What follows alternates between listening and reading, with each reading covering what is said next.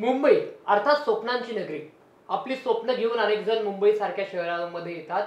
मात्र असं असताना पुण्यातला एक उच्च शिक्षित युवक ज्याचं बीकॉम मध्ये ग्रॅज्युएशन पूर्ण झालं, आयुष्याच्या वाटेवर अनेक संघर्ष करत असताना तो संघर्ष करत मुंबईत पोहोचतो. मुंबईत पोहोचल्याच्या नंतर स्वतःकडे स्वतःचं असं काही नसतं. मात्र स्टेशनवरती प्रवास करत रोज भेळ खातो आणि तोच नंतर या भेळच्या क्षेत्रात उतरतो आणि मुंबईचा भेळवाला म्हणून मुंबईभर प्रसिद्ध होतो. भेळचा राजा होतो. असाच एक मित्र माझ्यासोबत आज आहे. त्याचा नेमका जीवनपट काय आहे तो आज आपण आजच्या कार्यक्रमाच्या माध्यमातून समजून घेणार आहोत. खूप खूप स्वागत आहे सागर तुझं मॅक्स महाराष्ट्रामध्ये. मला सांग, आज तू भेळचा किंग झालेला आहेस मुंबईमध्ये. अनेक सेलिब्रिटी लोक तुझी भेळ मागवत आहेत. फार नाव झाले तुझे या भेळमध्ये. प्रवासाची सुरुवात कशी झाली? ज्यावेळेस मुंबईमध्ये पहिल्यांदा आलो मी, त्यावेळेस एका छोट्याशा पतपिढीमध्ये एका बँकेमध्ये जॉब करत होतो. आणि जॉब करत असताना त्या बँकेने माझी एका महिन्यात 6 ते 7 वेळा बदल्या केल्या. त्या बदल्या केल्यामुळं ह्या स्टेशनला उतरलो. पहिल्यांदा वाशी या ठिकाणी बदली झाली. वाशीपासून प्रवास चालू झाला. 8 दिवस त्या ठिकाणी काम केलं. त्याच्यानंतर ठाणे या ठिकाणी बदली झाली. त्याच्यानंतरला घाटकोपर या ठिकाणी बदली झाली. असे हा 1 ते 2 महिन्यामध्ये माझ्या डोंबिवली, ठाणे, घाटकोपर, वाशी ह्या ठिकाणी बदल्या झाल्या. आता आपण कुठेही गेल्यानंतरला ज्यावेळेस आपण कामावरून सुटतो त्यावेळेस बाबा थोडासा पोटाला आधार आणि थोडंसं बाबा काहीतरी आपल्या पोटात जावं असा एक नाश्ता, तर बाबा आपल्या खिशाला काय परवडेल याच्यासाठी मी काय करायचं, 10 रुपयाची स्टेशनवरती भेळ खायचा. तर ती भेळ खात असताना बाबा आता इथे भेळ खाल्ली आपण आणि जी आपल्या गावची चव आहे आणि जी मुंबईची भेळ आहे याच्यात जमीन आसमानाचा फरक आहे. खूप अफलातून फरक आहे. तर बाबा आपल्या गावची चव लागली नाही आपल्याला. तर मग भेळ खाल्ली, सगळं झालं. तर मग ठरवलं का आता आयला आपल्या गावची भेळ काही भेटत नाही आहे. म्हणलं जर आपण इथे गावची मुंबईमध्ये भेळ विकली तर.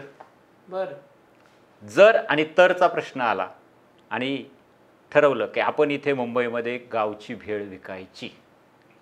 रक्षाबंधनचा दिवस होता. त्या दिवशी मी गावाला गेलो. गावामधून एका हॉटेलमधून 2-2 किलो 1-1 किलो शेव, चिवडा, पापडी हे सगळं साहित्य घेऊन आलो आणि गोल्डन पॅलेसच्या चौकामध्ये सांडपाड्यातला तिथे एक छोटासा टेबल घेतला असा आणि 2-3 डबे घेतले, एक सुरी घेतली आणि एक ट्रे घेतला आणि कांदे वगैरे घेऊन जेवढं साहित्य लागते भेळीचं तेवढं घेऊन कटिंग वगैरे करून मस्तपैकी रस्त्यावरती कोणताही लाज आणि माज न ठेवता रस्त्यावरती मी उभा राहून तिथे धंदा चालू केला. सुरुवातीला मी म्हटलं पार्ट टाईम करायचं, आपण जायचं, काम करायचं, काम करून हे करूयात. नंतरला अशी परिस्थिती आली, लोकांना भेळ आवडायला लागली आणि लोक तिथून मला ओळखायला लागले, भेळवाला म्हणून, आणि तुझ्याकडची भेळ चांगली असते असं बोलायला लागले. नंतरला जेवढा मला पगार होता तेवढे त्याच्यापेक्षा डबल पैसे भेळमधून भेटायला लागले. मग म्हटलं जर आपण इथं भेळीसाठी 2 तास काम करतोय आणि इकडे माझे 8 तास जातात, तर मी स्वतःसाठी 8 तास काम केलं तर माझा रोटेशन वाढत जाते, पगार वाढत जाईल. म्हणलं इथून पुढं आपण स्वतःसाठी काम करू. छान असं एक रिझायनिंग लेटर लिहिलं आणि ते बँकेसमोर सादर केलं आणि तिथून पुढं प्रवास चालू केला. काय शब्द आहेत ना तुझ्याकडे. म्हणजे छान असं रिझाईन लेटर लिहिलं, म्हणजे त्याला कुठल्याही पद्धतीचं त्याच्यातनं ट्रेस असं जाणवलं नाही. आयुष्याच्या वाटेत ना तुझ्या खूप असे ड्रॉबॅक आले असतील. एवढं एज्युकेशन केल्याच्या नंतर सुद्धा भेळकडं तू वळलास, नंतर तू किंग झाला.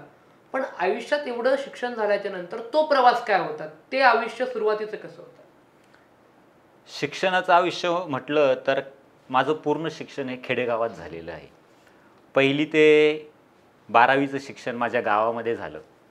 पण ज्यावेळेस मी शाळेत शिक्षण घेत होतो, माझे जे गुरुजन वर्ग आहेत, आपण म्हणतो ना ह्या मुलामध्ये काहीतरी चमक आहे, ह्या मुलामध्ये काहीतरी बाबा एक असा आपल्याला तारा दिसतोय काहीतरी. तर प्रत्येक कामात परफेक्शन, पण मी अभ्यासात हुशार नव्हतो. तसा मी 9वी नापास आहे. आता 9वी नापास कसा आहे तर इयत्ता 9वीत असताना मी नापास झालो होतो. माझा रिझल्ट मला अगोदरच माहिती होता की मी नापास झालेलो आहे.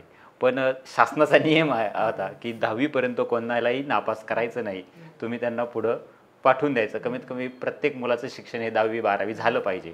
अशा याच्यातून मी पुढे गेलो आणि 10वी ही मी बोर्डाची परीक्षा स्वतःच्या मनाने स्वतःच्या हिमतीने कोणत्याही प्रकारचं गैरवर्तन न करता स्वतः पास झालो. तिथून पुढं अभ्यासाची गोडी लागली आणि तिथून पुढं बाबा माझा जो प्रवास आहे तो अतिशय चांगला. त्याच्यानंतरला मी 10वी पास झालो. 10वीला 45% मार्क पाडले. जो मुलगा 9वी नापास आहे तो 45% मार्क पाडतोय. आणि त्याच्यानंतरला हे कोणत्याही प्रकारचं कॉफी न करता कोणत्याही प्रकारचं वेगळं हे न करता पास झाल्यानंतरला मी BCom कॉमर्समधून ॲडमिशन घेतलं. पारगाव या ठिकाणी आलो. कॉमर्समधून ॲडमिशन घेतलं.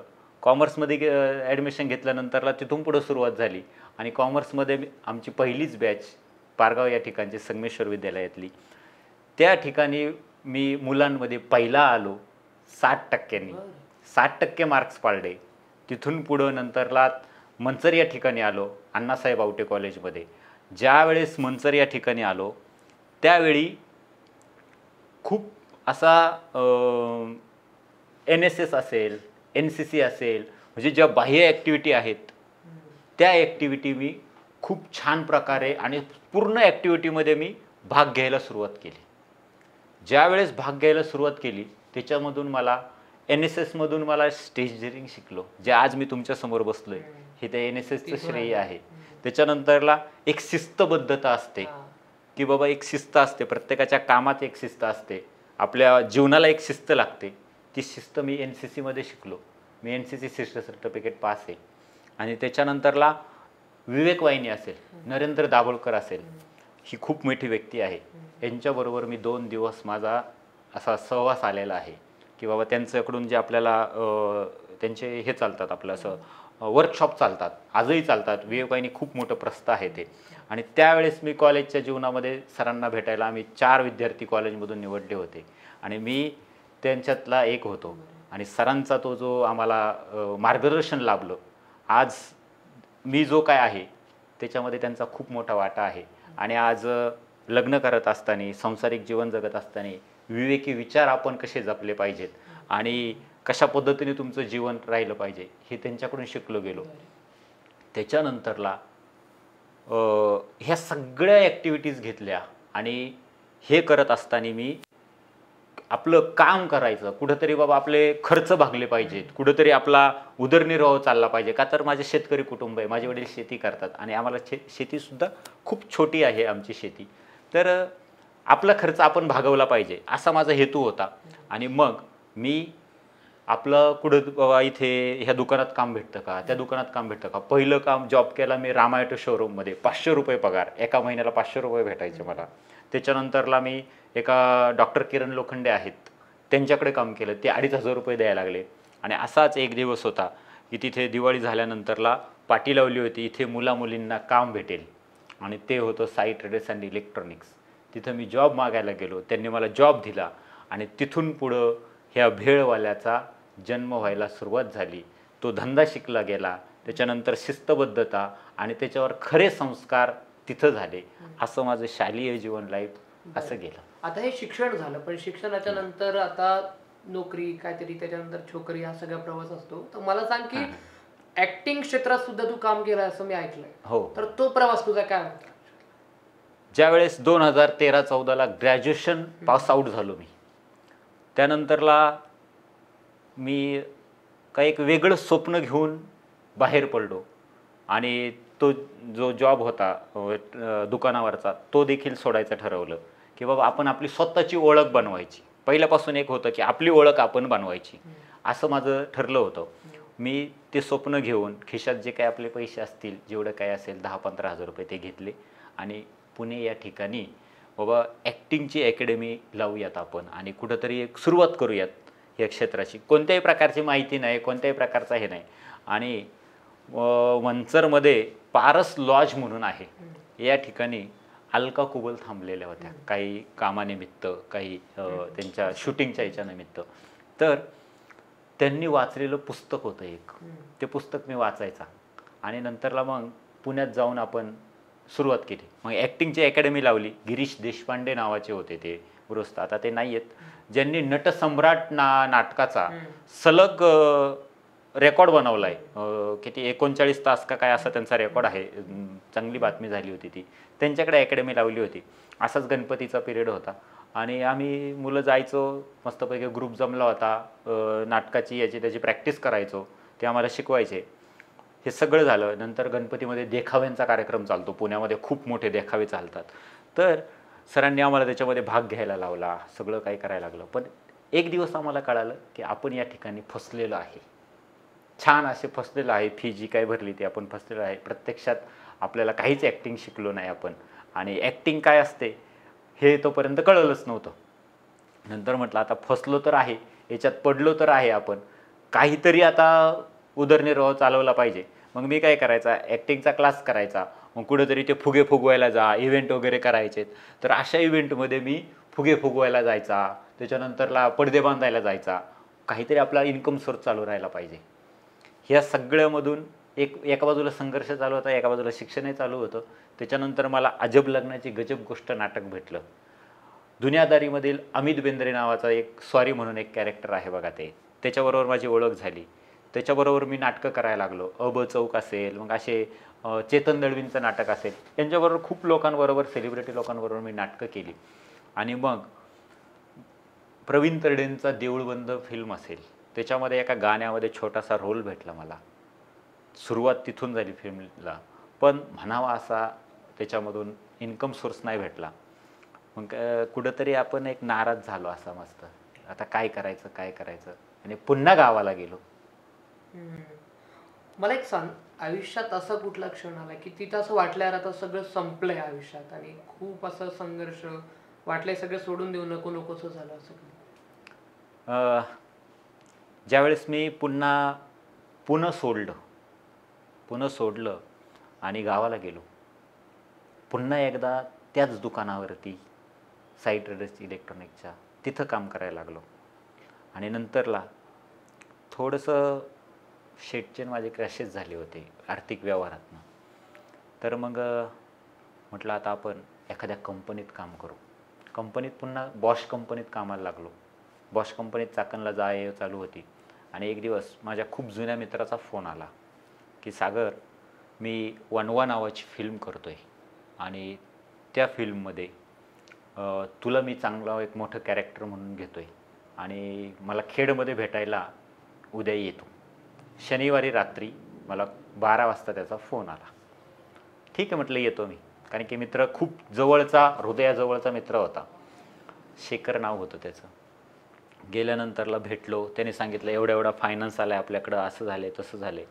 आणि मग मी त्याला भेटलो, त्यांनी सांगितलं सगळं, आणि आम्ही सुरुवात केली फिल्मच्या याच्यासाठी, तयारीसाठी. आणि मग मी जॉब सोडला, पूर्ण वेळ प्रोडक्शन हाऊसमध्ये काम करायला लागलो. चिंचोड या ठिकाणी पुन्हा त्याचं प्रोडक्शन हाऊस होतं, राजयोग फिल्म्स म्हणून. आणि सगळं काही असं आम्ही एकत्र मिळून करत होतो. अतुल वालगुडे नावाचा एक मित्र होता, शेखर भिसे आणि सागर बोर्डे, म्हणजे मी स्वतः. आम्ही तिघांनी त्याच्यामध्ये आपलं सर्वस्व अर्पण केलं आणि ती फिल्म चालू केली. पण एक बॅड लक असतं, आणि बॅड लक म्हणता तर नाही येणार, पण तुमचे व्यवहार चुकले, तुमचं काम चुकलं आणि तुमचं मॅनेजमेंट चुकलं, त्याच्यामुळे तुम्हाला ते भोगायला लागतं. मस्तपैकी 2 वर्षाचा कालावधी माझा वेळ वाया गेला आणि हातात काहीच नाही भेटलं. फक्त पश्चाताप आणि असा मोकळ्या हाताने पुन्हा गावाला जायला लागलं. आणि मग त्या दिवशी सगळ्यात जास्त वाईट वाटलं की आपण हा वेळ वाया गेला माझ्या जीवनातला. आता हे सगळं सोडून देऊ आणि कुठेतरी स्वतःची ओळख निर्माण करायला, कुठेतरी थोडीशी नोकरी पाणी, धंदा पाणी शोधूयात. आणि मग मुंबईचा प्रवास चालू झाला. आज मुंबईमध्ये येऊन सेलिब्रिटी ही तुझी भेळ खातात. अनेक ठिकाणी त्याची मागणी असते. मुंबईचा भेळवाला अशी ओळख तुला, पुण्याच्या माणसाला मुंबईचा मानले लोकांनी. इथपर्यंतचा हा प्रवास आल्याच्या नंतर कोण कोण खातं जरा भेळ सांग म्हणा. तसा आपला हा सर्वसामान्य माणूस तर भेळ खातोच माझ्याकडे. पहिला तर तो माझा सर्वसामान्य माणूस हा खूप मोठा माझा दैवत आहे ते. त्याच्यानंतरला जॅग्वार, BMW, मर्सिडीज ह्या अशा गाड्या माझ्या स्टॉल पुढं थांबतात, त्यातली लोक उतरतात, माझ्याकडनं भेळ घेतात आणि जातात. कसं वाटतं? आज खूप छान फील वाटतं की बाबा जॅग्वार गाडी आपल्या भेळच्या दुकानासमोर थांबते, त्यानंतरला मर्सिडीज येते, BMW येते आणि त्यातली लोक उतरतात आणि आवर्जून आपल्याकडनं हे भेळचं प्रॉडक्ट घेतात आणि आवर्जून सांगतात. आज एवढं मोठं प्रस्थ करून ठेवलं आहे की जिद्द, चिकाटी, त्यानंतर माझे कष्ट आणि एक स्वतःची ओळख ह्या हेतूने बाहेर पडलेलो. तर चला हवा येऊ द्या हा खूप लोकप्रचलित शो आहे. त्याच्यामध्ये संपूर्ण जे सेलिब्रिटी आहेत, जी त्यांची टीम आहे, पूर्ण टीम आपल्याकडनं भेळ मागवते माझ्याकडनं. त्याच्यानंतरला निलेश साबळे सर स्वतः मागवत असतात.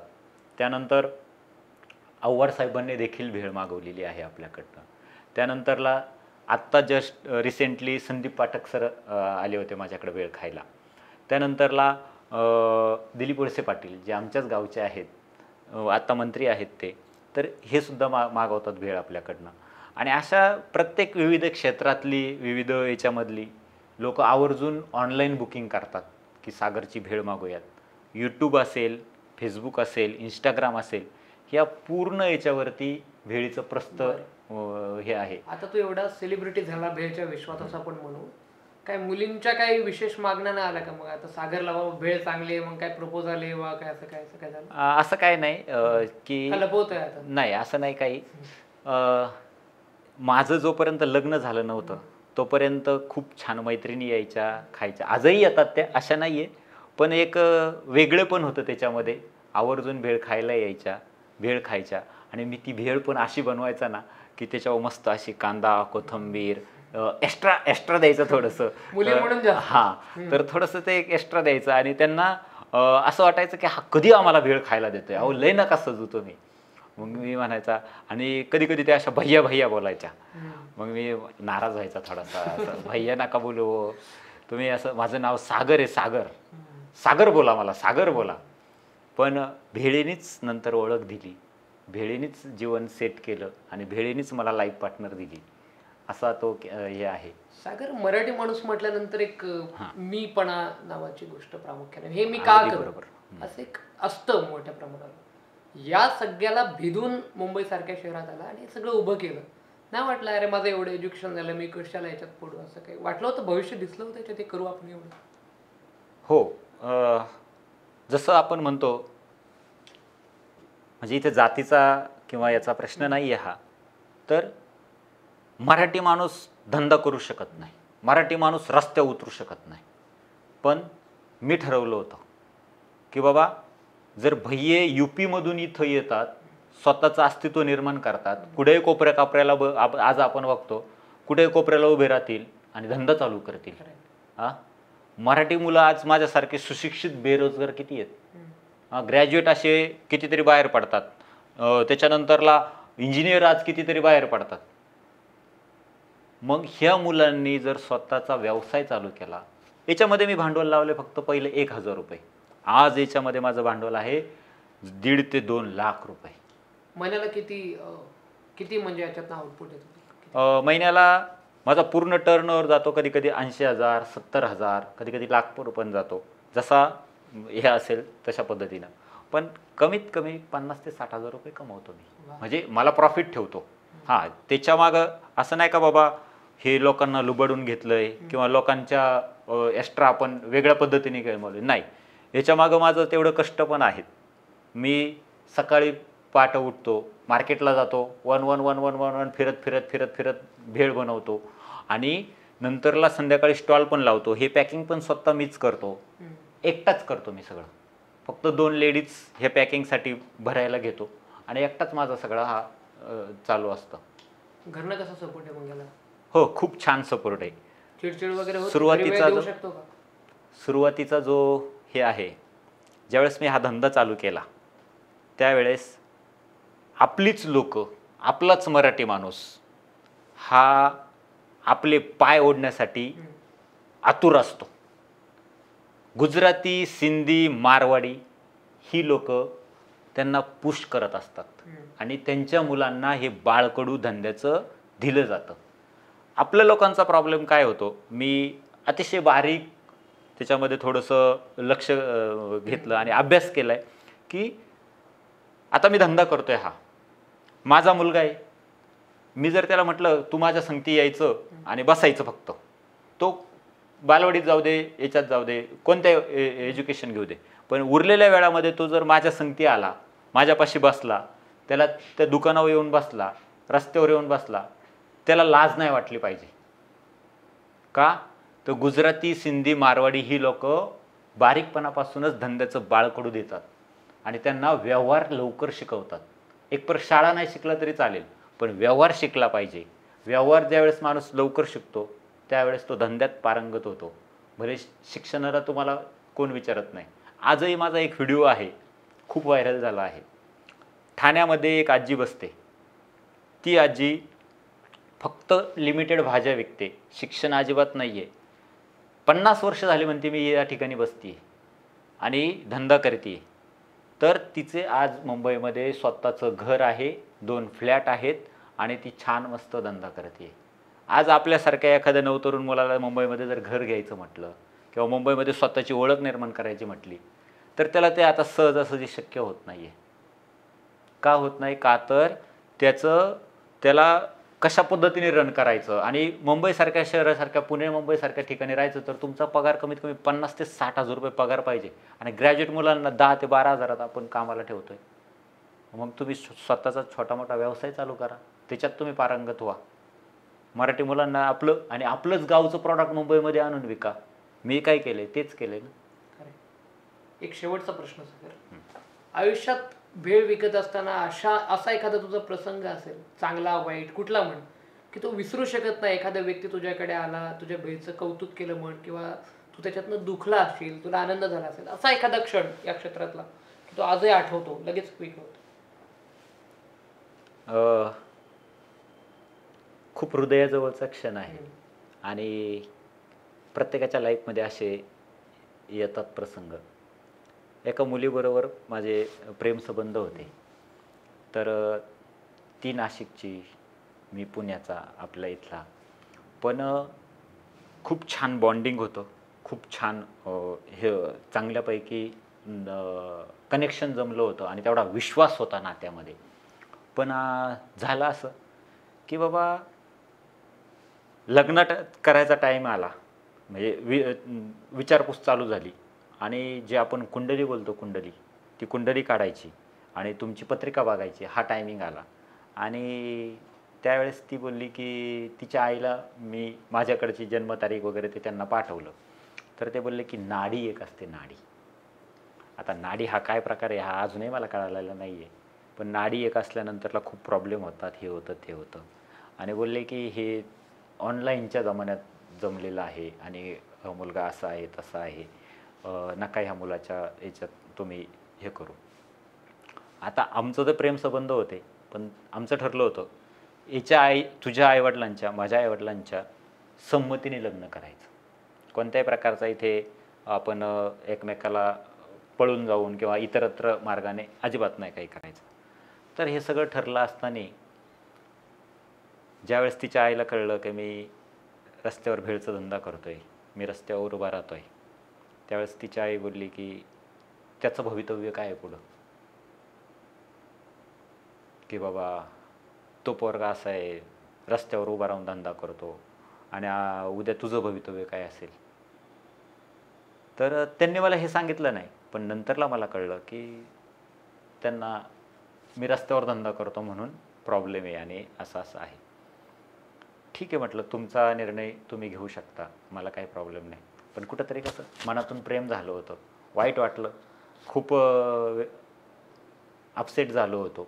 पण नाही म्हटलं, आपण पोटासाठी करतोय, मी माझ्या स्वतःसाठी हे काम करतोय, मी दुसऱ्यासाठी काम करत नाही, मी कोणाचा गुलाम नाही आहे याच्यासाठी. हां ठीक आहे, तुमची इच्छा आहे नाही करायचं, नाही लग्न करायचं तुम्हाला किंवा नाही पटत, तुम्ही आपले आऊट होऊ शकता, मला काही प्रॉब्लेम नाही. ज्यावेळेस ती मुलगी होती तिच्या आईने हे बोलल्यानंतरला तिलाही वाटलं की बाबा कुठंतरी आईचं चुकतं आहे किंवा याच्यावरून माणसाची पारख नसती करायची.